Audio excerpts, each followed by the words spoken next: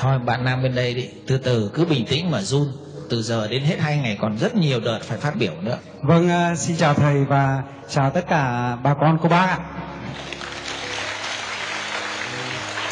Vinh xin được tự xưng là Vinh ạ. Tên đầy đủ là Tạ Doãn Vinh và năm nay là 43 tuổi, một vợ và 3 con ạ. Và hiện nay thì Vinh đang làm về yoga, là dạy yoga và có mở một cái hệ thống gọi là Padma Yoga. Thì có mấy cái điểm là thầy hiền trí, tủ sách hay và nhóm bạn tốt.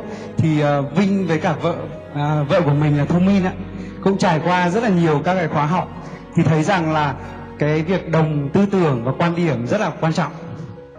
Cho nên là cả hai đã chuẩn bị cho mình những cái thầy hiền trí, tủ sách hay và nhóm bạn tốt rất là nhiều. Nhưng lại có một cái sự tương đồng là gì ạ? Khá giống là thầy Quân ạ. Bạn ấy cũng là đê nhiều quá, và cho nên là là quát chồng nhiều. Ông này ông đau khổ này. Không đau khổ đâu, cũng đang luyện tâm ạ. Vợ đang ở đây không dám nói câu đau khổ đâu, vợ biến mất mới dám nói. Dạ vâng. Thế cho nên là thỉnh thoảng xem cái clip gọi là clip có tên là nhẫn nhục hay là nhẫn nhịn đấy, để mình dần dần được luyện cho nó thật là tốt hơn. Dạ vâng. Thế là quay trở lại thì hiện nay thì Vinh cũng có sự chuẩn bị nó tương đối rồi, nhưng mà Vinh cũng xin được chia sẻ 12 tháng tới á. Vì ở trong ngành yoga nó liên quan đến tâm linh và tinh thần, cho nên là những người thầy của Vinh trong 12 tháng tới sẽ là đầu tiên là sẽ là thầy Quân đây ạ. Có rất là nhiều điều đáng học hỏi từ thầy ạ. Và thầy Trần Vũ Hải ạ. Cũng mới có cơ duyên gặp Trần Vũ Hải là anh trai của thầy, và có chia sẻ về thiền rất là sâu sắc, có cách cắt giải về thiền nó khác hoàn toàn, rất là nhiều nguồn khác. Người thầy thứ ba đó là thầy một thầy rất là gọi là nhiều tuổi ở trong yoga, đó là cây đại thụ, là Trương Kim Toàn đấy, để thường xuyên sẽ gần thầy để học được cách là về cội nguồn, gọi là biết ơn những người già đấy. Và một người thầy nước ngoài Vinh sẽ quyết tâm năm nay sẽ học là thầy Adnan Mezocha ở bên Ấn Độ, bởi vì yoga liên quan đến Ấn Độ rất là nhiều và cái quê hương là ở bên Rishikesh, cho nên là Vinh cũng đặt mục tiêu là để gần gũi những người thầy này để học làm sao là cái đường đời, đường đạo của mình được tốt nhất. Còn về tủ sách hay thì lâu nay thì Vinh từ bé đã rất là thích đọc sách rồi, cho nên là tủ sách của mình cũng đã đến là được khoảng là hơn 300 quyển. Trước đây thì khoảng hơn 500, nhưng mà gọi là hoan hỉ cho bớt đi những cái quyển sách nó thiên về kinh doanh nhiều. Bây giờ chỉ còn bớt lại những quyển về ví dụ như là những quyển của Nguyên Phong đấy, có những cái quyển của bác Nguyễn Hiến Lê, rồi kinh dịch cho người quân tử đã giữ lại, và còn mong muốn là tạo một cái và cũng đang xây dựng một cái tủ sách ở ngay trung tâm của Padma cho các anh chị em ở trong gọi là cùng đọc để nó cùng tư tưởng với mình. Về nhóm bạn tốt ạ, thì đầu tiên là phải nói đến vợ, là một người bạn đời rất là tuyệt vời, dù là cũng gọi là xung đột và cũng khắc khẩu cũng nhiều, nhưng bám vào những cái điều quan trọng mà cả hai người đều học, thì thấy là dần dần là đôi khi nó liên quan đến cái tôi. Đúng thật là trong cái việc là Vinh cũng đi giảng dạy rất là nhiều, Vinh giảng dạy là chuyên đào tạo nghề cho các bạn huấn luyện viên yoga, thì cũng có một cái là mình cũng học nhiều, nhưng đôi khi cái tôi ở bên trong của mình cũng đang dần dần nó lớn lên, đôi khi mình lơi đễnh mình không nhận ra cái là nó cũng sẽ phá mình ngay đấy. Thì đấy là một cái gọi là nhóm bạn tốt gọi là rất là tuyệt vời. Còn cái nhóm bạn ở công ty á, thì chủ yếu là những người trong công ty của Vinh đều là những người anh em có cùng chung năng lượng, đều là huấn luyện viên yoga, cho nên là đây là một cái ngôi nhà thứ hai, cũng gọi là một cái tăng đoàn. Nói chung là sống rất là vui và mọi người cùng chung quan điểm, cùng chung tu tập rất là nhiều, cho nên là các cái nhóm đồng nghiệp cũng như là cái mở rộng cái cộng đồng yoga của Vinh là với các cái bạn huấn luyện viên ra trường các thứ, thì các mối quan hệ thì cũng khá là khăng khít để cùng phát triển. Còn một cái gọi là nhóm bạn tốt Thì đây là những cái chia sẻ, Vinh cũng tin rằng là đây những chia sẻ thật và có thể giúp được các anh chị, kể cả những phần được và phần chưa được, cho nên là Vinh mới mạnh dạn gọi là lên đây chia sẻ, chứ không phải lên đây để gọi là trình bày, để quảng bá gì cả. Mọi người thấy chia sẻ có hữu ích không ạ? Dạ vâng. Thì đây là cái mà Vinh đang muốn tu tập, đó là nhóm bạn tốt mà gọi là bạn học cũ ạ. Thì tuổi này thì các bạn ấy cũng đều là hơn 40 rồi, cũng đều thành đạt.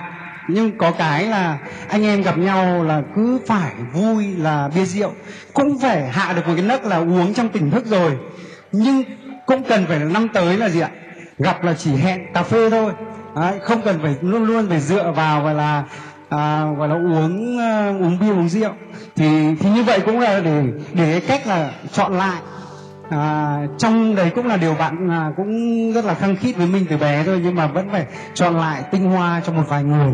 Đấy là cái mà cũng chia sẻ thật với mọi người, cũng chia sẻ trước thầy để thầy xem có điều gì mà nó vẫn còn chưa sáng tỏ hay chưa rõ thì thầy có thể chỉ bảo thêm ạ. Xin cảm ơn mọi người ạ. Về sách á, thì nó có cái sách về ví dụ như hai bạn này lấy nhau thì nó phải có một ít sách về hôn nhân gia đình. Những cái quyển sách nó nói về hôn nhân gia đình nó tương đối kinh điển, các bạn phải mua về. Rồi nếu mà có con thì phải có một số cái sách về dạy con. Hai cái mảng đó nó quan trọng hơn toán lý hóa rất nhiều mà chúng ta quên. Suốt ngày bị nhồi toán lý hóa, sinh sử địa, mà hôn nhân gia đình và dạy con là hai cái mảng mà các bạn gắn với nhau 40 năm thì lại quên nhé. Rồi bạn này là làm cái nghề yoga thì chắc chắn phải có sách về yoga đó. Rồi bạn này bạn đang đi thêm cái mảng thiền thì sách hay về thiền phải có. Cái loa pháp thoại 70 quyển sách về thiền, hoặc là mua cái quyển từ chánh niệm đến giác ngộ, hoặc là cái bộ sách của ngài Ajahn Chah là những cái bộ sách về thiền rất hay. Sách của thầy Thích Nhất Hạnh cũng hay, nhưng mà sách của thầy Thích Nhất Hạnh thì nó hơi rộng, chỉ có vài quyển thầy nói về thiền, còn một số quyển thì thầy nói là cái ứng dụng cái thiền đó trong trường học như thế nào, trong đời sống ra sao. Thì sách của thầy Thích Nhất Hạnh là mang tính ứng dụng đời sống rất cao. Trường Tuệ Đức xài sách của thầy Nhất Hạnh rất nhiều và rất cảm ơn phương pháp của thầy. Vì các bạn phải hiểu là cái phương pháp ở trong thiền viện trên chùa mang xuống đời sống nhiều khi không mang được, không cách gì mang được, nhưng thầy Thích Nhất Hạnh thầy mang được. Thì mình phải học những cái người đã mang được. Mình không phải là cái người đi lên chùa để tu luôn thành sư, mình là người đời thường, thì mình phải mang nó một cách rất đơn sơ. Thì phải lựa đúng cái ông thầy để mang về được đó. Thì nếu mà em quyết định lấy vợ mà không phải đi tu thì đọc sách thầy Thích Nhất Hạnh. Em cũng có mới được tặng cái quyển là những giáo viên hạnh phúc sẽ tạo dựng được thế giới. Hoặc là trong thầy Thích Nhất Hạnh có cái quyển giận, ai mà chả giận, quyển giận cũng rất hay. Quyển giận. Rồi về các bậc thầy thì khuyến cáo là các bạn nên đi học những khóa dài ngày để tìm các bậc thiền sư. Họ đã đi theo cái lĩnh vực đó 20-30 năm rồi. Còn những cái người mà như chúng tôi là cư sĩ này, chúng tôi cũng có kinh nghiệm, ứng với các bạn nó rất nhanh, nhưng mà chỉ giúp các bạn được một giai đoạn đầu thôi. Giai đoạn đi sâu hơn nữa thì phải cần những người đi sâu, hiểu không? Cứ như bản thân tôi hay như ông anh tôi thì cũng là cư sĩ rồi, thì giúp các bạn có thể 1-2 năm đầu rất tốt, nhưng đến năm thứ 3, năm thứ 4, năm thứ 5 thì nên đi những người chuyên sâu hơn. Thì phải lựa, mà muốn lựa thì mình phải có năng lực quan sát, phân tích, đúc kết, chứ không còn bị kẹt với ông thầy nào hết, thì học mới nhanh được. Nói chung hai vợ chồng này như vậy là tuyệt vời, nhưng cười lên hơi nhiều nếp nhăn đấy, thấy chưa? Đấy, xung quanh mắt lằng nhằng nếp nhăn. Mặt vuông chữ điền nên đôi khi cũng hay nạt vợ, nhưng mà bị vợ nạt lại nhiều hơn. Nạt vợ nhưng mà vợ dùng chiêu khóc nhè là em thua, đúng không? Thấy chưa? Vợ chán lấn mà mắt ướt, mắt đẹp nhưng mắt hơi ướt, nên đôi khi sẽ dùng gõ khóc nhè là bạn này thua. Nhưng mà hai vợ chồng đồng hành được là tốt. Bạn này có một cái ưu điểm rất lớn mà không cần khái niệm quân bình giữa công việc của cuộc sống, vì bạn này công việc chính là cuộc sống. Bạn đến cơ quan thì cái nhóm bạn đó cũng giống như ở nhà, cũng giống như người vợ mình ở nhà. Về nhà người vợ mình cũng là cái người bạn trong công việc luôn rồi. Nó đồng điệu chung thì khái niệm ranh giới giữa công việc và gia đình không còn nữa, nó xóa đi. thì không còn khái niệm quân bình trong cuộc sống. Vì lúc nào nó cũng giống nhau, lúc nào nó cũng êm như nhau, thì việc gì mình phải quân bình. Người nào mà phải cố quân bình trong cuộc sống là người đang có vấn đề, lưu ý nha. Nên cái này là tâm lý học nó cũng định nghĩa nhiều chỗ sai lắm đây. Nó nói là chúng ta phải quân bình trong cuộc sống là bản chất là do chúng ta đang bị mất quân bình. Còn nếu các bạn nào biết công việc và gia đình nó hài hòa với nhau sẵn rồi, chí hướng của anh em giống nhau, chí hướng mà về đến nhà vợ cũng giống như anh em, thì việc gì còn quân bình nữa. Nói chuyện với nhau tất cả nó đều khớp hết vì nó chung tam bảo. Còn vênh tam bảo thì mới cần quân bình. Tại sao các bạn lâu lâu phải đi du lịch để hâm nóng tình yêu? Tại sao? Vì ở nhà nó làm mất tình yêu. Vậy vì ở nhà nó bị vênh rồi.